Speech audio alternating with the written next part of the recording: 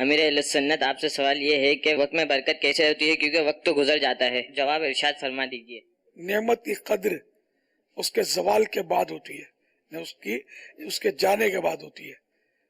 جیسے کہ مالدار ہوتے ہیں ان کو پیسوں کی قدر نہیں ہوتی، بعض ایسے اڑاؤ ہوتے ہیں کہ اڑاتے رہتے ہیں پیسے، اور جب ہاتھ تنگ ہوتا ہے تب قدر ہوتی ہے، یا پھر دیوالیہ نکلتا ہے نا پھر سر پکڑ کے روتے ہیں کہ ہم نے سنبھال کے رکھے نہیں اور یہ ہو گیا تو وہ ہو گیا۔ اس طرح مال تو پھر دوبارہ لوٹ کر آ سکتا ہے اور زیادہ مل سکتا ہے، لیکن وقت کا معاملہ ایسا ہے کہ وقت تو واپس آتا ہی نہیں ہے۔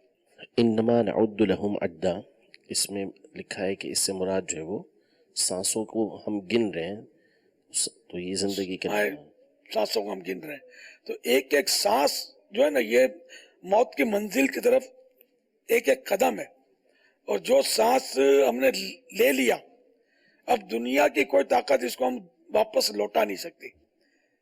کروڑوں اربوں روپے میں بھی جو سانس ہم نے گزار دیا وہ اب پلٹ کر نہیں آئے گا، یہ واپس نہیں ملے گا۔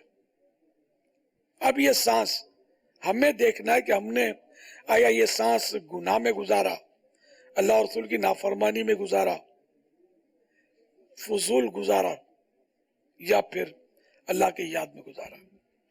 تو اللہ کی یاد میں گزارا تو کامیابی ہے، فضول گزارا تو بھی ایک طرح سے نقصان ہے کہ اس کا کوئی نفع نہیں پایا ہم نے، اگرچہ گناہ بھی نہیں ہوا، لیکن گناہ میں گزارا یہ تو سراسر نقصان ہے۔ امیر المومنین حضرت مولا کائنات علی المرتضی شیر خدا کرم اللہ تعالی وجہہ الکریم فرماتے ہیں یہ دن جو ہماری زندگی کے صفحات ہیں، پیجز ہیں، ان کو اچھے اعمال سے زینت بخشو، اچھی اچھی باتیں لکھو اس میں، جیسے یہ صفحات ہیں۔ حضرت سیدنا عبداللہ ابن مسعود رضی اللہ تعالیٰ عنہ فرماتے ہیں میں اپنی زندگی کے گزرے ہوئے اس دن کے مقابلے میں کسی چیز پر شرمندہ نہیں ہوتا جو دن میرا نیک اعمال میں اضافے سے خالی ہو۔ نیک اعمال تو کرتے تھے، اضافہ نہیں ہوتا تھا تو اس پر بھی شرمندہ ہوتے تھے، جس میں نیک اعمال زیادہ نہیں ہو پاتے تھے اس میں یہ فرماتے ہیں میں شرمندہ ہوتا تھا، نادم ہوتا تھا کہ یہ کیا ہو گیا، اب وہ دن گزر گیا، میں نے اپنی نیکیاں بڑھائی کیوں نہیں، اس میں ایسے چلا گیا، اب تو پلٹ کر آئے گا ہی نہیں، ریورس تو ہونا ہی نہیں اس نے۔